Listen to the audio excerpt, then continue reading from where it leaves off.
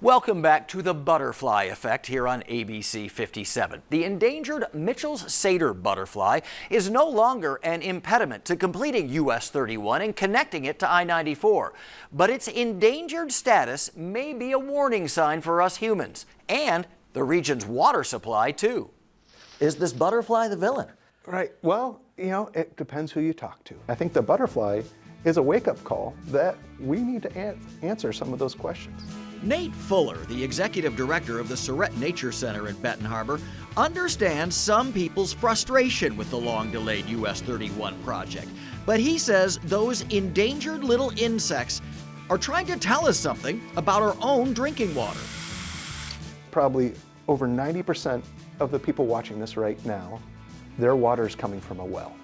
It's not coming from a pipe in Lake Michigan. So when we're talking about sustaining the Mitchell satyr, we're actually talking about sustaining our own well systems, whether it's our drinking water in our homes or whether a farmer needs that water for their crops. How could you ever run out of water?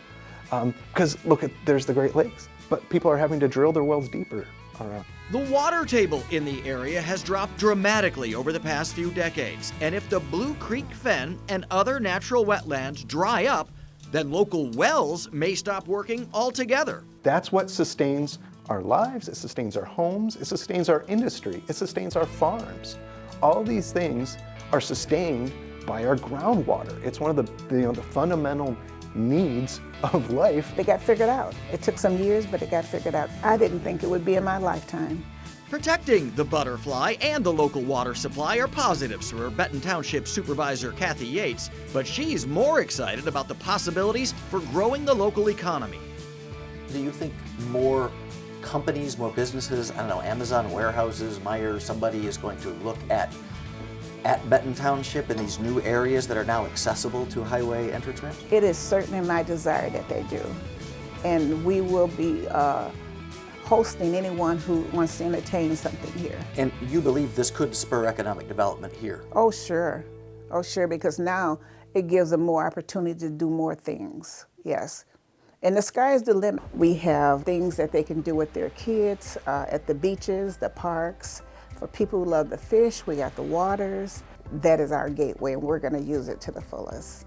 I remember my 6th grade teacher telling us about how much I-94, which was then being built, was going to cost, $1 million a mile. Longtime Congressman Fred Upton has seen all 6 segments of US 31 between South Bend and Benton Harbor take shape over the past 50 years, and he believes it was well worth both the wait and the cost. To have a real crossroads, I-94 with the toll road all the way down to Indy, coming back up, you got all the tourism, of course, that goes to the north, people in Holland coming down south, all of a sudden they don't have to get on a little crossroad that, they might get lost on trying to figure things out. So it's going to save time, it's going to save money, and ultimately, obviously, it's going to save lives too. How big a deal is that for transportation, economic, moving goods? Huge. It's huge. And it's one of the decision makers for companies looking at this area. What would you say to those folks who so many times said, this isn't going to happen, there's no way you'll ever finish US 31? Eat your vegetables.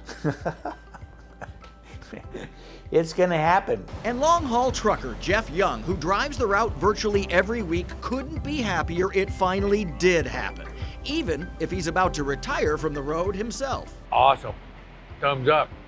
They should do this more often. Like I said, they should have did this 20 years ago. Now with this open, it will save fuel and it will save economy, and it's a lot better for everybody. And Pete Pfeiffer, the business manager at MDOT overseeing the project, says he greatly appreciates all the road crews, contractors, engineers, and more, hundreds of them over the decade, as well as those living close to the construction zone too. I'd like to thank the public for being patient. We did get some complaints during the active construction on I-94, as well as the business loop or Main Street, about traffic rerouting onto the local county road system just to avoid the construction on the freeway and Main Street. And you know, this traffic was rerouting. It was real evident. There's been a running joke, right? They will never finish US 31 in my lifetime. What do you say to those people now? It's going to connect. It's going to connect. The last piece of puzzle is going to be put into the puzzle, and it's going to be completed. It's going to be great. It's going to be great. And it only took 50 years to get it all done. If you'd like to learn more about the US 31 project, that endangered butterfly and more, just click on our website at abc57.com and search The Butterfly Effect. I'm Brian Coneybear, ABC 57 News.